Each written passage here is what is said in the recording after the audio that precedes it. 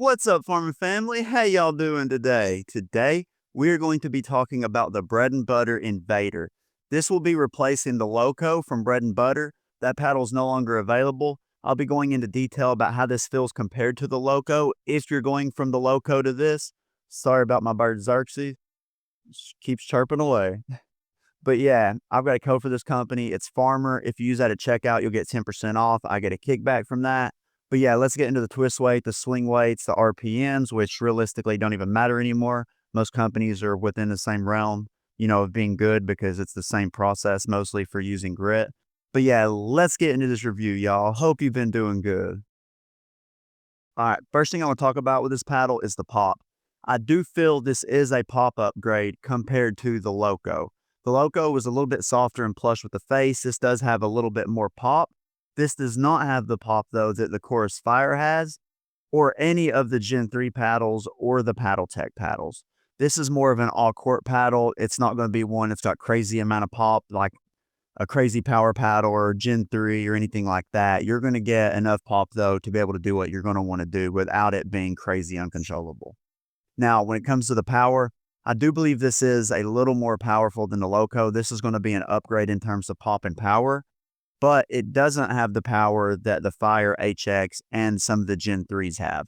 But that can be seen as a pro or a con. If you can't control any of the Gen 3s or you feel like they're way too powerful and way too poppy, this one would be a nice one to drop back down to instead of continuing to struggle, with them or hit shots that you shouldn't be hitting because realistically, these power paddles are going to make you play differently than what you would normally play. You're going to attack stuff you're not going to normally attack.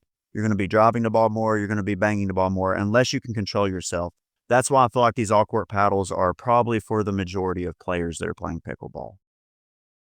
Now, in terms of control, you're going to give up a little control compared to the Loco. I don't feel like it's enough to be like, oh man, I don't want to get this paddle because it's uncontrollable.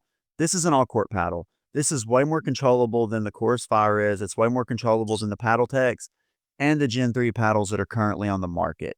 I feel like if you're switching from a beginner paddle, you can use this paddle and it's not going to cause you any problems. It may take a week or so for you to get used to, but realistically, 99% of players can also use this paddle as well. When it came to the RPMs, it got 2030 RPMs. Like I always say, anything above 1800, 1850 is going to do you enough spin. You're not going to be complaining about it. But yeah, spin wise, this has got really good spin. Let's just get on to the rest of the review. So when it came to the swing weight of this paddle, it averaged at a swing weight of 115, which is middle of the road for all the hybrid shapes that are currently on the market. Meaning if you're used to playing with a hybrid shape and you switch to this hybrid shape, you're not going to feel much of a difference unless you're coming from a hybrid that has like a 111 or 112 swing weight. But realistically, this is average for what you would expect for hybrid shaped paddles.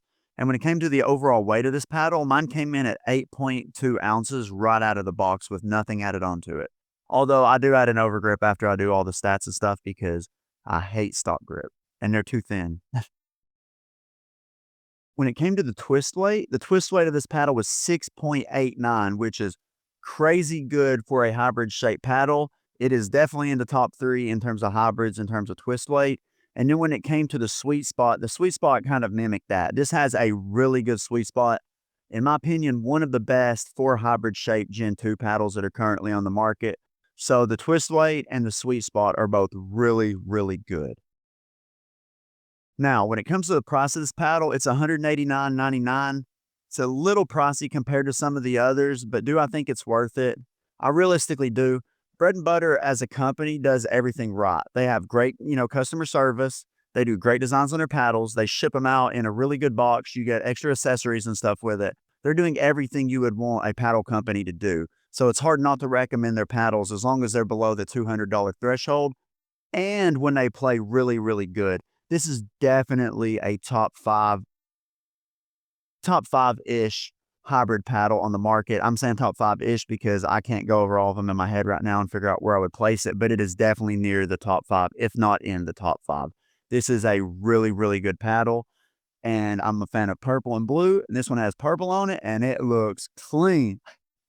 But yeah, until next time, stay safe, have a good day, drink plenty of water. Peace, y'all.